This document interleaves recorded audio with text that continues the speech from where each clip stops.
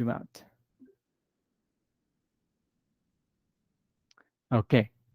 So concentric model, as its name suggests, it's really a very basic sort of idea that um, obviously cities can start out from a central business district and they slowly radiate outwards.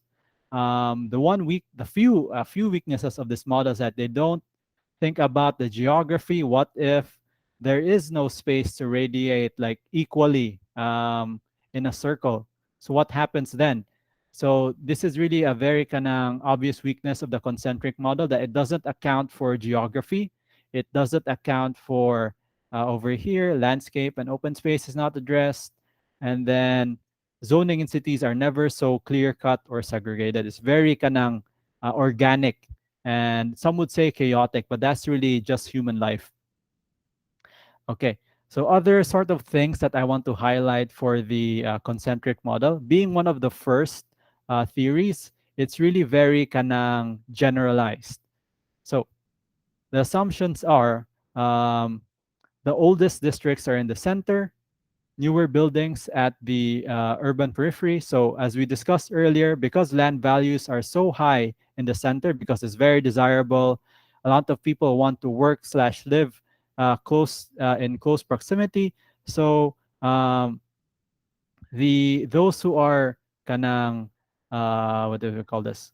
Those who can afford it tend to live outwards where there's less people, and also the land prices aren't so expensive. But then ask yourself, why are the poorest in the community living so close to the business district? And it's really a matter of transportation. 1920s, if you didn't own a car, or like if you didn't have your own personal carriage, it would be very impossible for you to live away from the central business district. And then it kind of creates this vicious cycle, as we discussed about thinking in systems, where you have this negative feedback loop where you're poor because you don't have work. And then because you don't have work, you can't move further away to find better work. And you're sort of just trapped in the, what they call this, the poor quality, the poor zones of the city. So how do we alleviate, or how do we solve like poverty in general? That's a very big question. But hopefully, in terms of like urban and regional planning, what we can propose as architects, and again, I want to stress that it's not only architects that can become urban planners. As we see here, Ernest Burgess, the one who talked about the concentric zone model.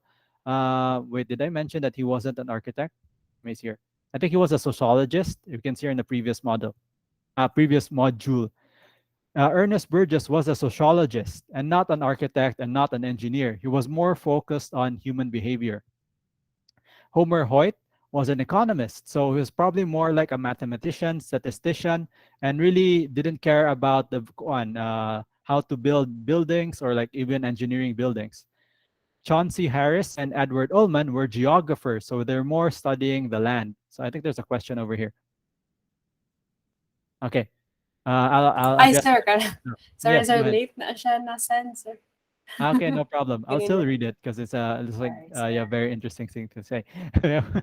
Okay, so let me just like close out this point over here for concentric models. So key points. It was made in in the 1920s. Um, there was there was limited literature on like the patterns of the built environment. So it made some very big general assumptions. But because it was published, other what do you call this? Other scientists or experts used it as a base and then further developed it to create their own models. And then some examples of cities that follow the concentric zone model are really the oldest cities. One of the, are sorry, the cities that follow the concentric model are the oldest cities in the world. So, for example, here I mentioned London. Do. So over here, let me just highlight examples. Oh wait, I mentioned it in the previous model, in the previous module. So if you look at London over here, Actually, let's go to one of the older cities, Rome, most popular like ancient city, Rome. So you can see that very clearly there's a clear center and sort of the roads are radiating outwards. So you have the Colosseum in the center, you have like a major train station, you have a big basilica, the Roman Forum. So basically all the important public buildings are in the center, and around those public buildings you find the big commercial area. So maybe I'll do a 3D look over here. And more than likely, we'll see the tallest buildings in the center. So around the Colosseum, let's see over here. You have the airport over there. Oh no, that's not the airport, it's a train station. Not so much high-rise buildings in Rome. I think that's preserved their historical areas. So let me see if I can find something that looks like a business district. Probably here. This looks like a residential area. Not really, not a lot of high-rise in Rome. Let's look at something. Let's look at city. Let's look at the cities like fairly new, like New York. Do do do do. Search.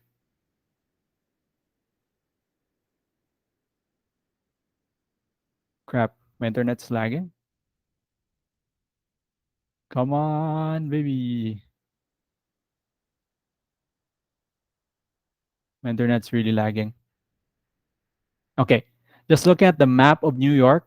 It's very difficult to classify it as concentric because there's a body of water intersecting the city, and it's like subdivided into like these three small islands or like large islands. Like there's a Manhattan. I think this is Manhattan over here, Brooklyn, and New York over here. So without really knowing any historical data, it's hard to classify it as a concentric city. More likely, it's a multiple nuclei or a sectoral city. Okay, now let's address that comment. Hang on.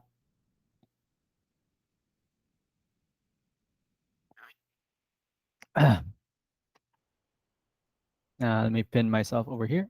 Oop. Oh, what the? Hmm. There we go.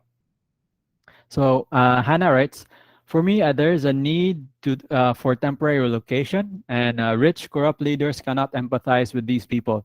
Government funds, aka people's taxes, should be spent more on mid-rise buildings where they can be relocated temporarily. Some people could really be stubborn because of the community built around that area, but usually lower income Filipinos want assurance of four walls and shelter under the rain.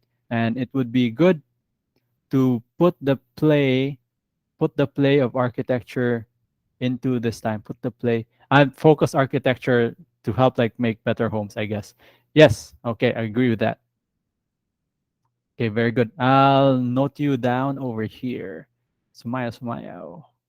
Sumayo. Okay, I'll put that as +5, +2, because you just typed it, you didn't say it. Okay. Next model over here. I'll stop recording so I can like divide it in different parts.